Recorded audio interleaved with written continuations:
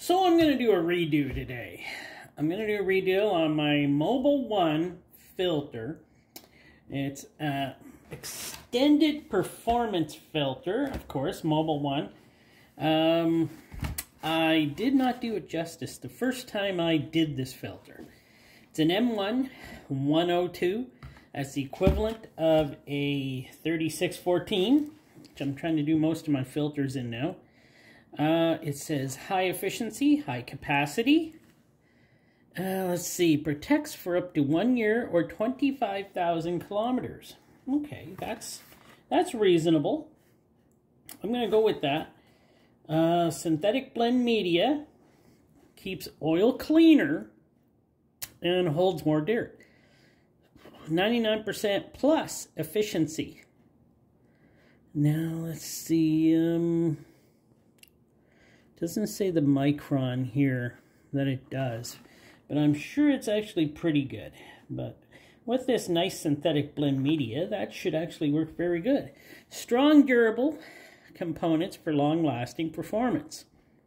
Heavy-duty canister withstands 9 times the normal system operating pressure. Enhanced nitrile gasket remains pliable to prevent leaks. Steel center tube for added internal strength. So that's not too bad. And I did buy this at Canadian Tire. It cost me $22.99 before tax. So let's pull her out. Take a look. I do remember I didn't do, I was starting off then. I didn't do a great oil filter, you know, on this one. So I was kind of hoping I could redo it. And, well, maybe I'll do a much better job this time. So what can I say about this filter? I don't think I've ever used one. And here I'm going to take apart another one. Great. This code on the top is F06R19D1. Don't know what that code is. I believe these are... Where are these made? Does it say on here anywhere? With my eyesight, I can't see all that small writing there. So, does it say anywhere here where this oil filter is made? It should, shouldn't it? Trends. Designed for all use with all engine oil types and brands. Oh, that's nice to know.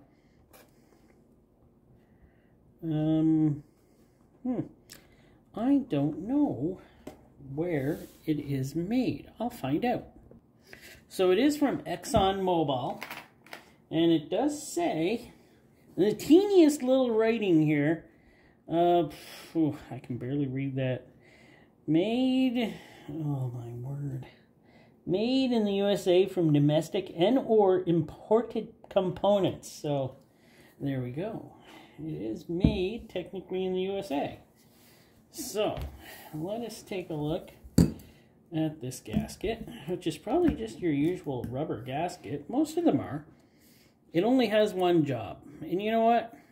They do a great job of keeping that sealed up very well. And it looks like a rubber gasket, of course, so I'm guessing it's rubber. And let's take a look at the canister here. Looks pretty good. Looks sturdy. So, get out my trusty oil filter cutter here. Still being faithful. Still haven't changed that cutting wheel since the first time I changed it to a, I believe it's a different cutting wheel on here. I forget the name of it now, but I think it is actually made out of some sort of titanium or onitanium or probably onitanium. Oh, sorry. I'm playing that Avatar game and I've got onitanium on the brain.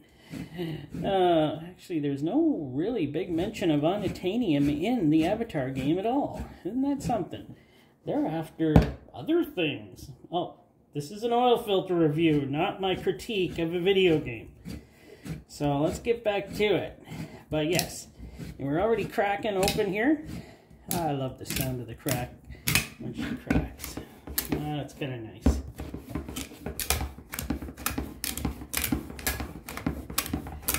Well, she's working, and there we go. We're cracked, we're open. Man, it's a good wheel. I like it. If any of you are looking for a little wheel like that on your little cutting machines, just go to the hardware store. Get a couple of pipe cutters. Use the wheels off of them. Some of them have titanium ones. Some of them have just normal steel ones. I believe that one's a titanium. Cuts forever. Man, must have done 80 oil filters with that one already. Alright, here we go, base plate. Not a bad base plate. Looks pretty normal. Ooh, let me move that camera over here a little. Wow. And 1, 2, 3, 4, 5, 6, 7. 7 holes. Nice, good size holes. These aren't bad. And base plate, we got 1, 2, 3, 4. 4 threads. It's not too hefty and it's not terrible. You know, it's pretty good actually. And hey, was this silicone or nitrile? I can't remember what I read there. I know I read something. Oh, by the way, it's filtered at 30 microns. So I read that on here somewhere. Yes, it's a nitrile gasket. Feels nitrile. Doesn't feel silicone. Feels nitrile. For some reason, they do feel different. It's a funny feeling filter. So one thing I didn't like, it had a pressed. Why can't they put a real spring in? These pressed ones don't really hold that tight after a while. But here we go with the synthetic media. And it's not put together too bad. There's lots and lots and lots of pleats here. Oh my word, I forgot to measure this oil filter. I gotta measure this oil. Not measure, I gotta weigh it. I forgot to weigh it. Let's stick that back in. Let's stick that back in. Let's stick this back in. That fits on there so nice. This all fits together. That can just sit there. And we will get a weight of this. Hopefully you can see that. Yep, you can. And this filter weighs 265 grams. So, 265, that's not bad, eh? Compared to some of the other ones I've weighed already. Frams. Yes, poor Fram. Well, did that. Got this, pulled this, got that, and we got that. So, I'll weigh a few other of these components after, like just the filtration, maybe after everything, and maybe, I don't know, the cup.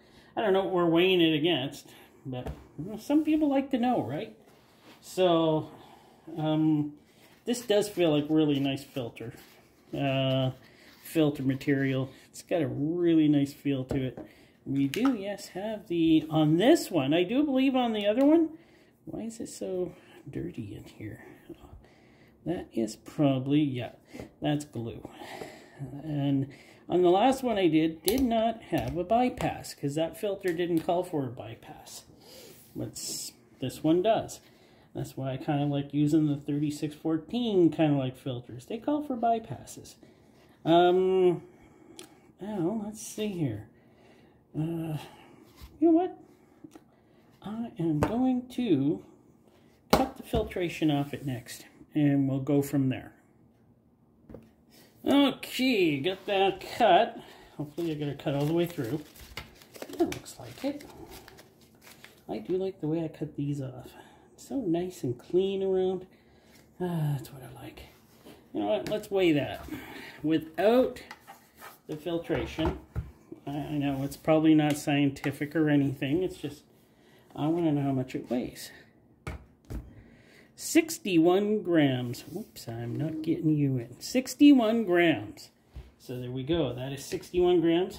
And filtration alone is 13 grams. All right, 13 grams for the filtration. So far, so good with this. I'm treating it a lot better than the last one. I didn't understand filters as much as that first Mobil 1 filter. I've learned more than enough to be able to take these apart now. Still more to learn, though, I must say. There's always more to learn when taking filters apart. Like, there's already filters I still haven't taken apart to see how they're built. But this one has a lowered tube. It's like quite a big tube compared to the inside of this hole here. This is a very large tube, and oil flows from, remember, goes through the tube and out the center. So I don't like lowered tubes that much. I gotta say, I know they may keep big particles out, but I don't think they flow as well as I like them to flow. Not that, I don't know, I just like bigger holes in my tubes so they flow better. Now what am I going to do? Oh, I got to measure the filtration, and then I'll get back to you again. So, the filtration was 51 inch long by 2 inch wide, 102 inch coverage here for filtration in the engine or in the filter. So that's not too bad, is it? I don't think that's too bad. It's about standard for the 3614 type filters, and I'll probably do in a week or a couple of weeks maybe get together some of the filters of the 3614s, the different ones, and we'll go through them and see how they all compare to each other. And that's what we'll do. And of course, yes, there was a steel strip holding the filtration together on the filter. I don't think I weighed the cup, which maybe I'll do because, well, let's see what we got here. The cup it's a pretty good cup, 47 grams. It's better than some, I think. I should have brought my multimeter. I got to start bringing that multimeter. No, my caliper, and measuring those cups, thickness of steel. And the tube and everything that I've left on here is 61 grams. Oh yes, base plate. Actually, the 5 grams for the nitrile and base plate is 122 grams. So that makes up a lot of portion of the weight. So that's not too bad. I think I kind of dissed this filter the first time I did it, but I'm certainly not now. I think this filter will do fine for you in oil changes, and this filtration media here really does seem like it's a really good high quality. So it's a great filter, a little expensive. I think we can still get better filters cheaper, and that would probably be what I would do if I was buying a filter. And I don't know, I'm gonna try to get some more high-end filters, and then measure them against each other and see which ones. I know I picked my top filters already in a list I picked that I reviewed, but now I'm reviewing more and more filters, and I'm finding that I like some other medium and lower end cost filters. Some of them are built pretty good, so I kind of like them. This filter, though, from running it in a, well, just about anything, really. $22.99 for the security that you have a good filter in there. That's, if you want to do that, that's perfectly fine. Like, you can probably get these a lot cheaper in the United States than here in Canada. This was $22.99 at Canadian Tire, so they're probably cheaper at other places. But, yeah, I'd run it if I could get it cheaper. Alright, thanks for watching. Hope you enjoyed. And I'll continue to bring you more filter reviews in the future.